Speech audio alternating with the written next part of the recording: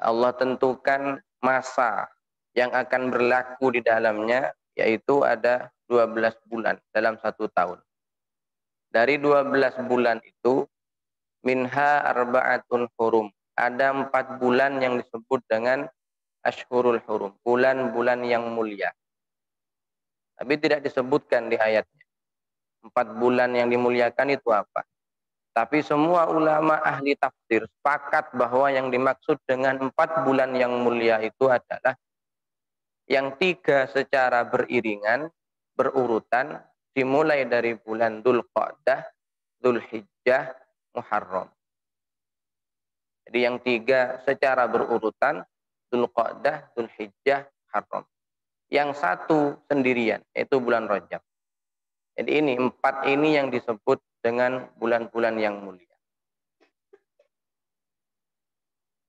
Saking mulianya, di zaman jahiliyah sekalipun, orang-orang jahiliyah itu, kalau sudah masuk pada 4 bulan ini, kebiasaan-kebiasaan buruk ditinggalkan oleh mereka. Memuliakan bulan yang mulia.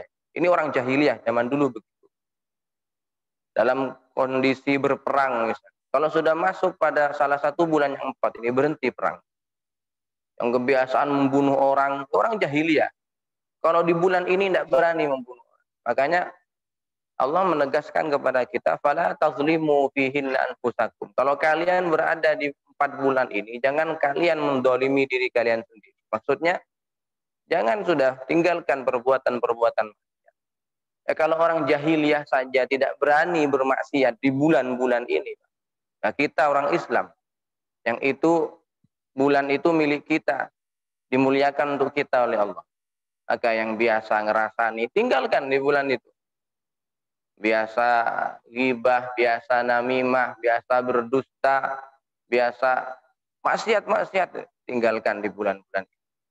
Karena teorinya begini, kalau 4 bulan itu bulan yang dimuliakan oleh Allah, maka ada teori, barang siapa yang memuliakan sesuatu yang dimuliakan oleh Allah, maka dia akan dimuliakan oleh Allah. Kita memuliakan bulan ini karena Allah memuliakan, maka orang yang memuliakan bulan ini akan dimuliakan. Tapi sebaliknya, kalau ada orang tidak memuliakan sesuatu yang dimuliakan Allah, maka dia tidak akan pernah dijadikan orang yang mulia oleh Allah. Karena dia tidak memuliakan sesuatu yang dimuliakan oleh Allah Subhanahu wa taala. Dan bulan Rajab ini adalah instrumen, Pak, terhadap bulan Ramadan. Untuk persiapan dari sekarang. Kalau kita disebutkan bulan Rajab, seakan-akan di hadapan kita sudah Ramadan.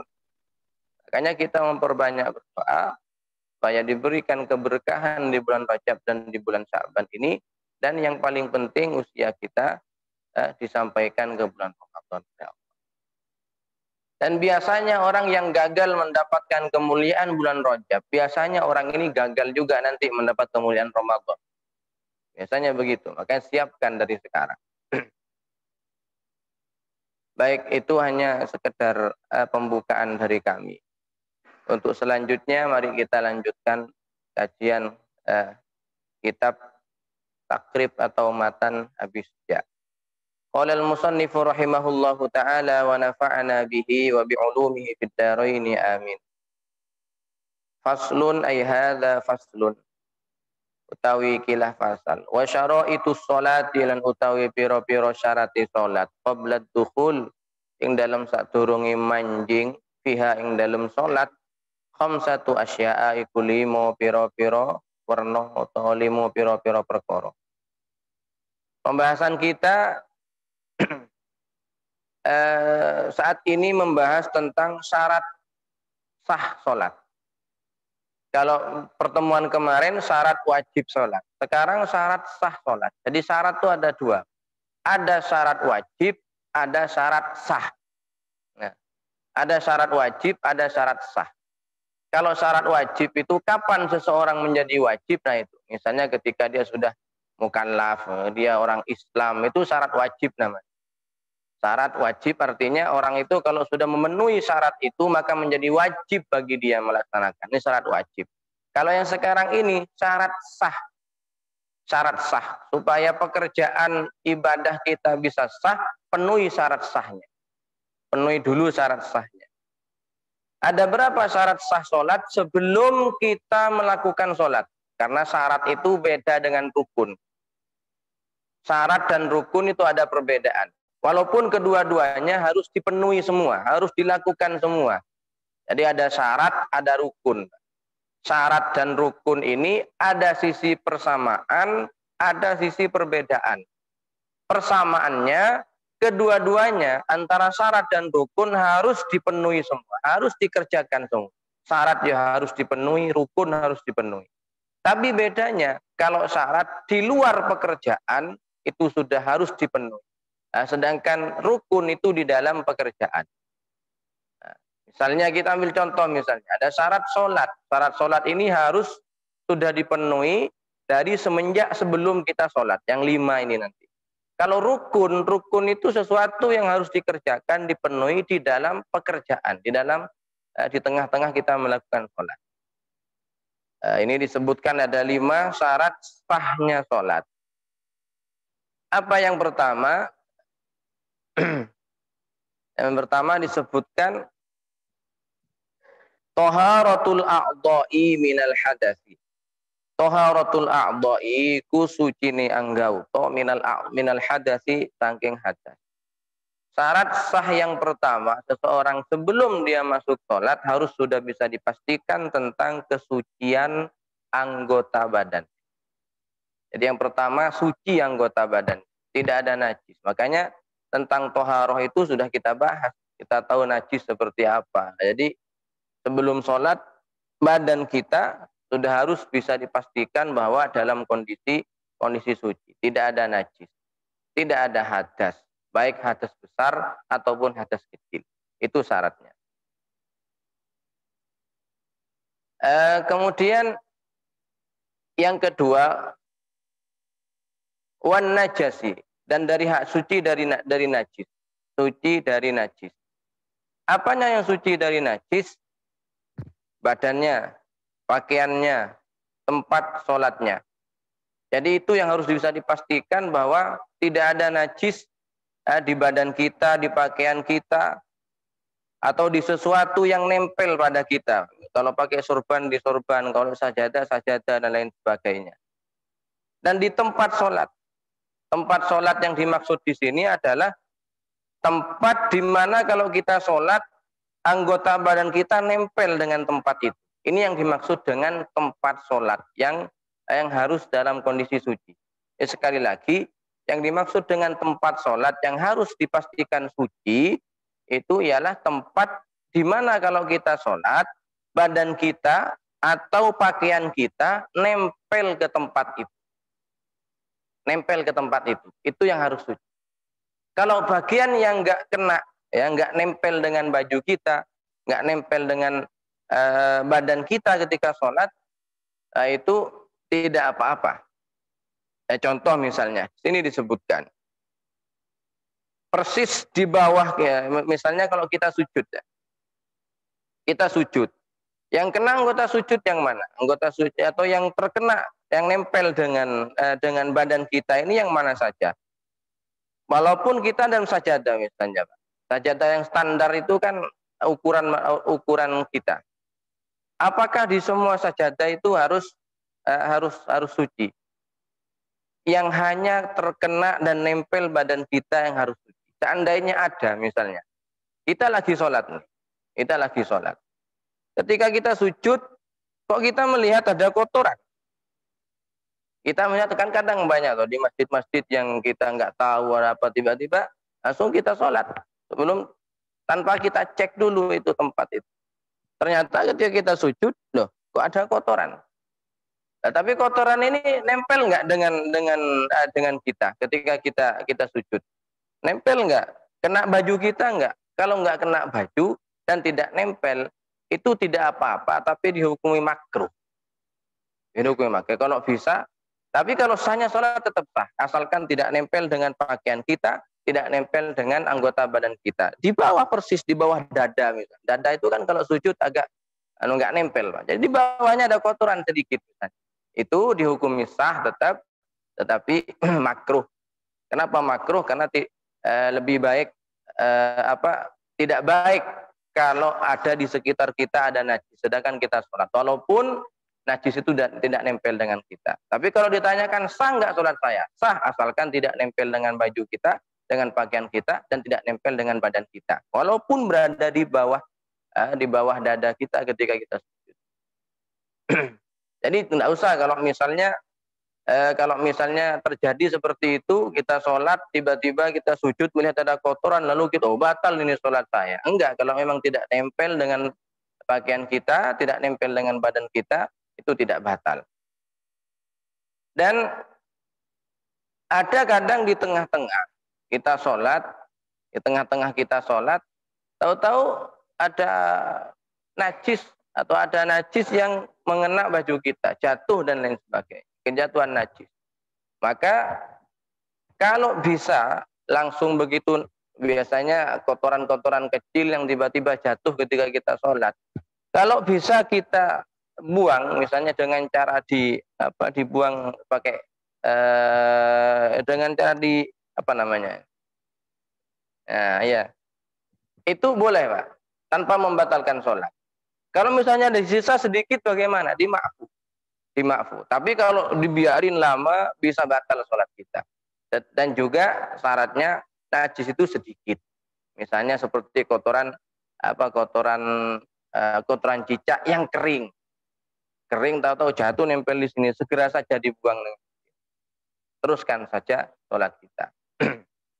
Atau misalnya orang yang terkena luka, misalnya. Yang terkena luka masih mengeluarkan darah. Kalau darahnya sedikit, itu tidak jadi masalah. Selama darah itu tidak mengalir banyak. Walaupun misalnya sudah diperban, oh kok kelihatan Pak di perbannya itu ada darahnya, tapi kan tidak mengalir. Itu darah murni yang keluar dari luka, maka itu tidak jadi masalah. Tidak jadi masalah, tetap sah. Jadi itu jenis-jenis najis yang harus diperhatikan di dalam sholat kita. Jangan sampai mengena pakaian kita, jangan sampai mengena badan kita, dan juga jangan sampai mengena tempat yang kita gunakan untuk sholat itu.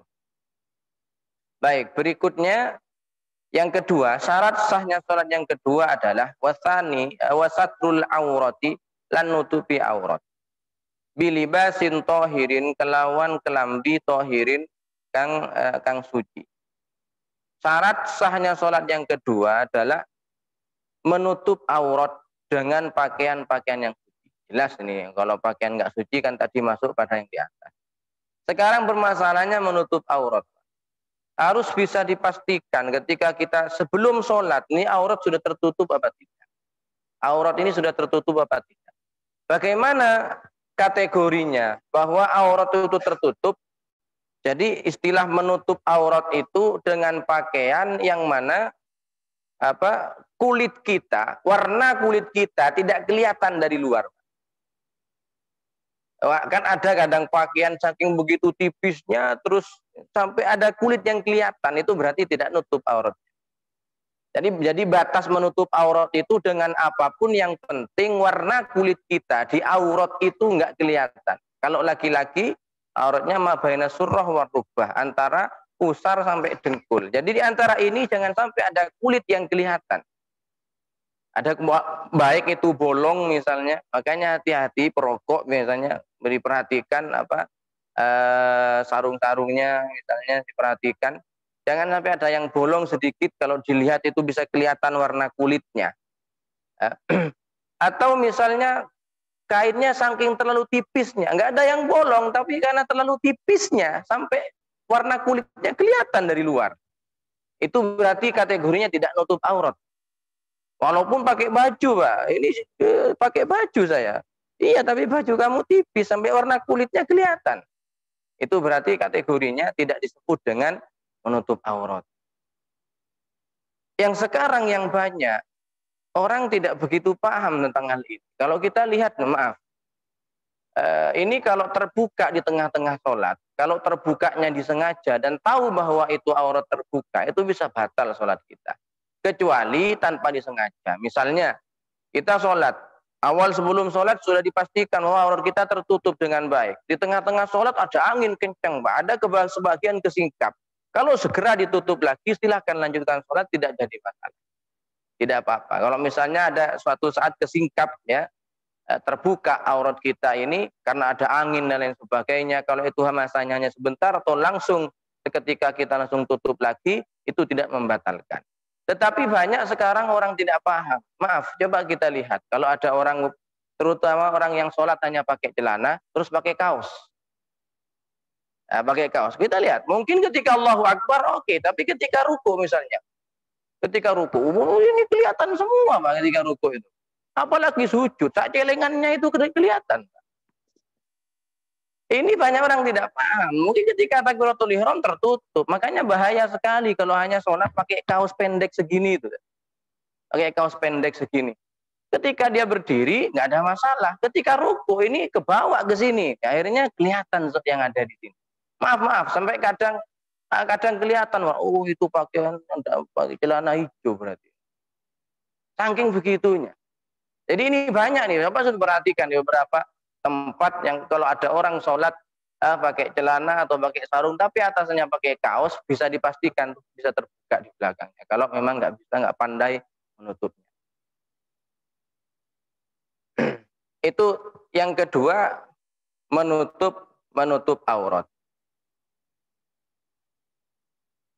Kalau sudah tertutup auratnya, bisa dikatakan sah. Tapi sekali lagi, fikih itu hanya berbicara tentang sah dan tidaknya. Jadi kalau ada orang bertanya, Pak, kalau saya hanya pakai sarung bagaimana? Sah apa tidak? Sah, asalkan apa yang diantara pusar sampai dengkul itu ditutup. Pusarnya dan dengkulnya nggak termasuk aurat. Kalau pusar dan dengkulnya nggak termasuk aurat. Di antaranya ini yang masuk aurat. Tapi kita tutupi juga menghindari kemungkinan terbuka. Kalau dengkulnya sendiri bukan termasuk aurat. Makanya dulu banyak orang melihat kalau ada ada orang menggunakan pakaian celana setengah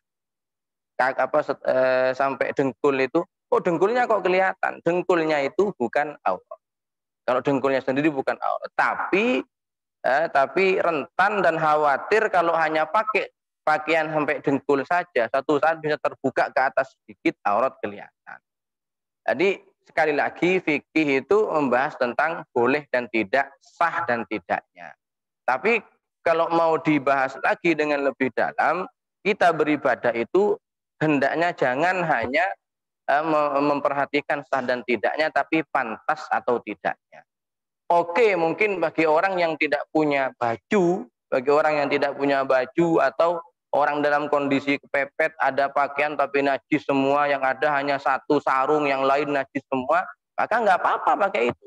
Tapi dalam kondisi normal, jangan seperti itu. Nanti gara-gara ngaji di sini sudah tahu auratnya seorang laki-laki hanya dari dengkul, dari pusar sampai dengkul. Tahu-tahu besok sholat Jumatan hanya pakaiannya nutup ini saja, ke atas nggak pakai baju. Oh begitu, kemarin ngaji hanya segitu katanya auratnya.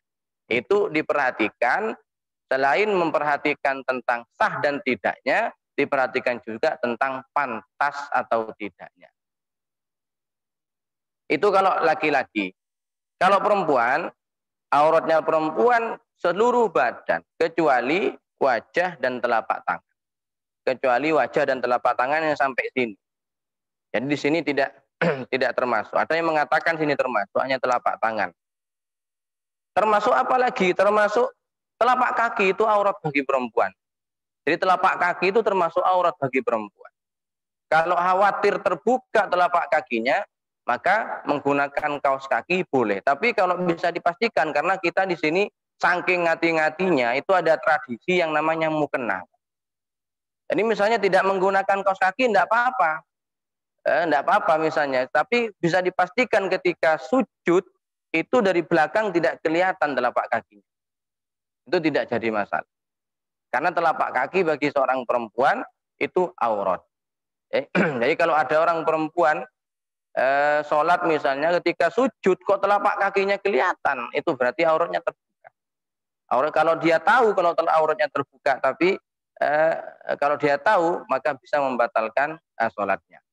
Semua anggota tubuh perempuan, termasuk misalnya rambut. Jadi rambutnya juga harus tertutup. Jangan sampai ada ujung rambut sedikit pun yang keluar ketika kita melaksanakan sholat. Kalau yang tadi kita sebutkan tuh banyak di kalangan orang laki-laki yang orang pakai kaos. Kalau perempuan itu biasanya memang tertutup, ya biasanya tertutup di dalam di dalam melaksanakan sholat. Tentang hal aurat dengan adanya mukena itu banyak membantu seorang perempuan. Yang ketiga, wal wuqufu ala makanin tahirin. Wal wuqufu lan meneng ala makanin tahirin ngatasi panggonan tahirin kang suci. Ini sudah kita bahas tadi. Yang ketiga yaitu harus berdiam di tempat atau melaksanakan sholat di tempat-tempat yang suci. Warrabi'u lan utawi kang kaping papat al ilmu bidukhulil waqti, harus tahu bahwa waktu sholat sudah masuk. Jadi harus yakin atau mengetahui bahwa waktu sholat sudah masuk. Jadi jangan sampai kita tiba-tiba sholat zuhur sedangkan kita masih bingung ini sudah zuhur apa belum. Jadi dipastikan dulu dengan cara apapun, entah dengan cara dengan mendengarkan adzan atau dengan melihat waktu atau dengan melihat tanda-tanda yang kemarin itu. Kalau zuhur menggunakan matahari, kalau mataharinya sudah tergelincir ya berarti itu sudah masuk waktu zuhur. Intinya jangan sampai kita sholat dulu baru mikir dalam sholat ini sudah masuk apa enggak ini waktu. Nah, jangan seperti itu. Yang kelima, yang terakhir, wastiqbalul kiblati lan madhep kiblat. Menghadap ke kiblat. Ini syarat yang kelima. Jadi sekali lagi, syarat yang kelima, syarat sahnya sholat yang kelima adalah menghadap kiblat. Di mana kiblat? Kalau kiblat ini sekarang kita di Ka'bah. Nah, pertanyaannya sekarang, apakah harus persis menghadap ke Ka'bah atau bagaimana?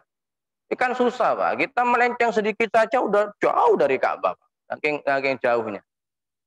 Makanya disebutkan dalam Al-Qur'an, "Fawalli wajhaka syatrul masjidil haram."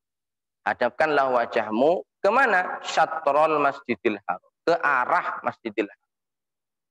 Nah, dengan kata-kata syatrul masjidil haram ini, ulama mengatakan kalau begitu tidak harus bagi orang yang jauh, tidak harus persis menghadap persis ke Ka'bahnya atau ke Masjidil Haram. Yang penting arahnya sudah benar. Arah Masjidil Haram kalau dari Indonesia kemana? Ke barat. Ke barat agak ke utara sedikit. Yang penting itu sudah arahnya tepat, ya udah katakanlah ke barat misalnya. Yang penting arahnya sudah tepat, itu sudah cukup. Kalau tidak bisa memastikan. Yang harus dan wajib persis menghadap ke Ka'bah bagi orang yang ada di hadapan Ka'bah, bisa melihat Ka'bah, maka wajib dia sholatnya persis ke Ka'bah seperti yang ada di area Masjidil Haram.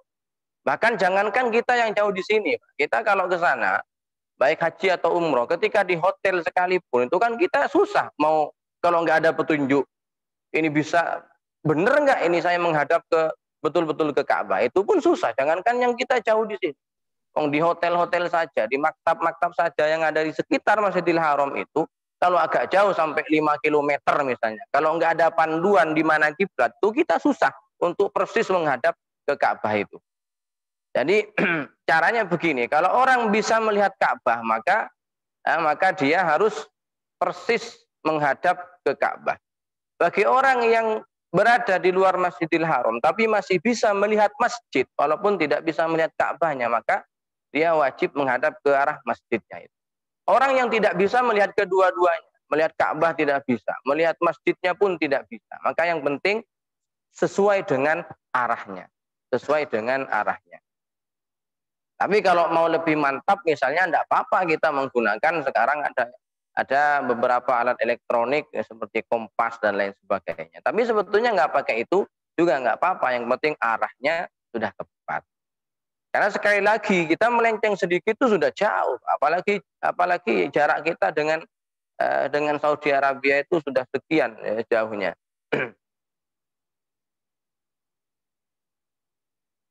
Fawalli wajhaka syatrul Masjidil Haram. Ini kiblat kita yang kedua. Dulu Rasulullah dan umat Islam itu di Madinah sholatnya menghadap ke pertama kali ke Baitul Maqdis yang ada di Palestina itu. Berapa lama? Ada yang mengatakan 16 bulan, ada yang mengatakan 17 bulan. Selama itu Rasulullah sholatnya menghadap ke Palestina, ke Baitul Maqdis yang ada di Palestina. Kenapa kemudian dipindahkan? Itu dikisahkan di awal juz 2. Qad nara taqalluba wajhika fis sama falanuwalliyannaka qiblatan tardaha fawalli wajhaka syatral Masjidil Haram. Jadi Rasulullah itu ketika di Madinah sholat menghadap ke Baitul Maqdis. Itu oleh orang-orang Yahudi diejek, Pak. Kata orang Yahudi, ini gimana ini Muhammad dan orang Islam ini? Karena Baitul Maqdis itu pada waktu itu menjadi kiblatnya orang Yahudi. Jadi orang Yahudi itu juga kiblatnya ke Baitul Maqdis. Ketika Rasulullah dan orang-orang Islam juga sholatnya menghadap ke Baitul Maqdis, itu diejek oleh orang-orang Yahudi. Katanya orang Yahudi, gimana ini Muhammad dan orang Islam ini? Mereka tidak mau ikut agama saya, Yahudi, tapi mengikuti kiblat saya, kata orang Yahudi. Karena memang lebih awal orang Yahudi yang menghadap ke Baitul Maqdis. Sehingga Rasulullah berharap supaya kiblat itu dipindah oleh Allah. Maka sering Rasulullah begitu menghadapkan wajahnya ke langit, menunggu turunnya wahyu yang memerintahkan memindahkan kiblat. Tapi Rasulullah tidak berani matur, tidak berani berdoa kepada Allah, hanya berharap dalam hatinya. Setelahnya sering menengadah atau melihat ke atas Rasulullah dengan harapan kiblat bisa dipindahkan. Ternyata betul Allah pindah kiblat itu. Kemudian dipindahkan ke Masjidil Haram. Menghadaplah Rasulullah ke Masjidil Haram pada waktu itu. Setelah menghadap ke Masjidil Haram, orang-orang Yahudi itu masih mencela lagi. Jadi anggapnya, ini gimana Muhammad sama orang-orang Islam? Kok kayak orang bingung? Kemarin menghadap ke Baitul Maqdis, sekarang pindah ke Masjidil Haram. Jadi kalau begitu agamanya nggak jelas, sholat aja bingung. Maka dijawab oleh Allah, Qul lillahil masyriq wal maghrib, katakan Muhammad bahwa arah timur dan barat dan semuanya itu adalah milik Allah. Jadi terserah Allah mau disuruh menghadap kemanapun itu terserah Allah. Dan juga ada pendapat kenapa di awal-awal itu Rasulullah menghadapnya ke Baitul Maqdis kok tidak langsung menghadap ke Mekah, ke Ka'bah itu. Karena di awal-awal Islam dan di awal-awal Rasulullah dari Madinah, di Ka'bah itu masih banyak berhala-berhalanya orang-orang kafir. Sehingga tidak pantas menghadap ke Ka'bah, sementara di Ka'bah bahkan di dalam Ka'bah sendiri masih penuh dengan berhala-berhala. Masih penuh dengan berhala-berhala. Jadi inilah syarat sahnya sholat yang kelima, harus bisa dipastikan kita menghadap kiblat. Kalau satu saat kita berada di satu tempat yang kita tidak tahu arah kiblatnya itu mana, arah kiblat mana. Kadang kan kita bingung. Kita ada di tempat yang kita tidak tahu arah kiblat, jangankan arah kiblat barat, timur, itu kita bingung di sana. Maka berijtihad, kira-kira di mana? Kira-kira di mana? Oh, keyakinan saya ini adalah kiblat. Maka sudah kita sholat di sana. Kalau misalnya di tengah-tengah kita sholat, ada orang yang tahu arah kiblat, lalu orang itu mengatakan, Pak, jangan menghadap ke sana, itu utara itu. Itu Anda menghadap ke utara, barat itu sana. Maka ketika sholat itu pula, kita langsung, jangan dibatalkan sholatnya, langsung berpindah posisi menghadapnya, langsung pindah ke arah kiblat, dan terus dilanjutkan. Jadi tengah-tengah begitu. Dan orang yang tahu, ada orang salah menghadap kiblatnya, dia juga wajib memberitahu. Wajib memberitahu orang yang salah menghadap kiblat. Dan ini bisa terjadi. Ini bisa terjadi kita di tempat-tempat yang asing kadang bagi kita tidak tahu arah kiblat. Kemudian wa yajusu lan wenang tarkustiqbalil kiblati, ninggalaken madhep kiblat fi halataini yang dalam tingkah loro. Boleh tidak menghadap kiblat di dalam sholat, tapi dalam dua kondisi. Dalam dua kondisi ini boleh kita sholat tidak menghadap kiblat. Apa itu? Fi syiddatil khaufi, ing dalam bangete wedi. Yang pertama, di dalam sholat khauf. Ada namanya sholat khauf. Sholat khauf itu sholat dalam kondisi peperangan. Karena sholat itu kan wajib. Bahkan dalam kondisi perang, kalau sudah waktunya sholat, sholat. Wa idza kunta fihim fa aqamta lahumus sholata faltakum ta'ifatum minhum ma'aka wal ya'khudhu aslihatahum fa idza sajadu falyakunu min waraikum. Nanti ada dijelaskan nanti tata cara sholat khauf. Sholat khauf itu dulu di zaman peperangan. Perang dengan orang kafir, waktu sholat masuk, ya sholat. Bahkan sholatnya berjamaah. Bahkan sholatnya berjamaah. Maaf. Ini menunjukkan, makanya dari ayat ini ada mazhab yang berpendapat sholat jamaah itu wajib. Kalau kita kan sunnah muakkadah. Tapi mazhab Hambali itu wajib sholat berjamaah. Alasannya ini, dalam waktu perang saja itu wajib sholat jamaah. Dilaksanakan sholat jamaah gitu maksudnya. Ketika Nabi perang dengan sahabat-sahabatnya memerangi orang-orang kafir, beliau dengan para sahabatnya yang ketika berperang itu, ketika masuk waktu sholat, melaksanakan sholat dan dilaksanakan secara berjamaah. Kalau dalam kondisi perang saja, sholat itu dilaksanakan dengan cara berjamaah, bagaimana dalam kondisi yang kita normal seperti ini, aman seperti ini? Makanya mazhab Hambali itu mewajibkan sholat berjamaah. Dan kita kalau pergi ke mana? Pergi ke Saudi, umrah atau haji, begitu iqomah dikumandangkan, tutup semua. Karena sekarang yang dianut di sana itu mazhab Hambali. Mazhabnya Imam Ahmad bin Hanbal yang mewajibkan sholat berjamaah. Sehingga begitu ada iqomah, toko-toko semua aktivitas berhenti, tutup sholat. Karena wajib bagi mereka. Wajib. Nah, ini kadang kita ini tidak memikirkan seperti itu. Kondisi saking Rasulullah itu begitu Rasulullah itu menjaga yang namanya sholat jamaah, bahkan di dalam peperangan sekalipun sholat jamaah itu tidak ditinggalkan, walaupun dengan cara namanya sholat khauf. Sholat khauf itu sholat sebisanya. Ada beberapa kelompok yang sholat, yang lain jaga, nggak bisa ngadep kiblat sebisanya, mau ngadep kemana saja. Dalam kondisi sholat, dalam kondisi perang, dalam kondisi genting. Ini hal pertama yang boleh seseorang di dalam sholat tidak menghadap kiblat, yaitu dalam kondisi sholat khauf, sholat karena takut, yaitu dalam peperangan ini. Yang kedua, boleh tidak menghadap kiblat wa fin nafilah, dan di dalam sholat sunnah, fis safar, yang dalam lungo ala rohilati, ngatasi tumpaan.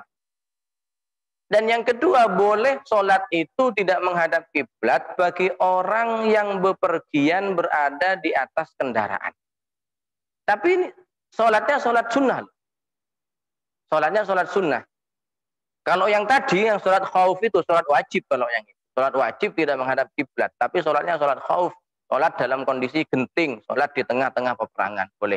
Yang kedua ini boleh tidak menghadap kiblat kalau orang itu sedang bepergian, berada di atas kendaraan, dan kendaraannya berjalan, sholatnya sholat sunnah. Maka boleh tidak menghadap kiblat. Sesuai dengan kendaraan itu larinya kemana. Kendaraan itu berjalannya ke arah mana. Sudah sholat di situ. Maka dalam hadis yang lain itu, meskipun di dalam sholat sunnah, Nabi kalau sudah sujud pasti turun dan menghadap kiblat. Artinya apa di sini? Kalau sholat wajib berarti tidak boleh. Kalau sholat wajib kan kadang sekarang kita naik kereta, keretanya kemana udah sholat wajib. Padahal keretanya nggak menghadap kiblat. Yang boleh sholat di kendaraan itu dalam kondisi kendaraan berjalan, itu kalau sholat sunnah. Nabi itu kalau sholat sunnah, kadang di kendaraan sesuai dengan kendaraan menghadap kemana. Tapi kalau sholat wajib, Nabi turun dari kendaraan dilaksanakan dengan sesempurna mungkin. Dan itu syarat-syaratnya banyak sekali. Syarat-syaratnya orang yang sholat sunnah di atas kendaraan dan kendaraannya berjalan tidak menghadap kiblat itu banyak syaratnya. Di antaranya dia sedang dikatakan orang musafir, orang yang sedang bepergian. Kemudian bepergiannya itu dalam kondisi bepergian yang diperbolehkan. Ada bepergian yang tidak diperbolehkan, untuk bepergian ke tempat-tempat yang haram, yang diharamkan misalnya. Kemudian juga dia dalam kondisi tidak memperbanyak gerakan. Artinya sama dengan sholat yang normal biasa. Kalau sholat yang normal biasa itu kita bergerak lebih dari 3 kali dengan gerakan yang banyak, maka itu bisa membatalkan. Itu banyak sekali syarat-syaratnya. Sehingga yang perlu diketahui cukup 2 ini yang memperbolehkan seseorang untuk tidak menghadap ke kiblat di saat sholat. Yang pertama yaitu dalam kondisi sholat khauf, dalam peperangan. Yang kedua, di dalam sholat sunnah yang dilaksanakan di atas kendaraan dan kendaraannya itu berjalan. Baik, inilah syarat ini sudah kita bahas.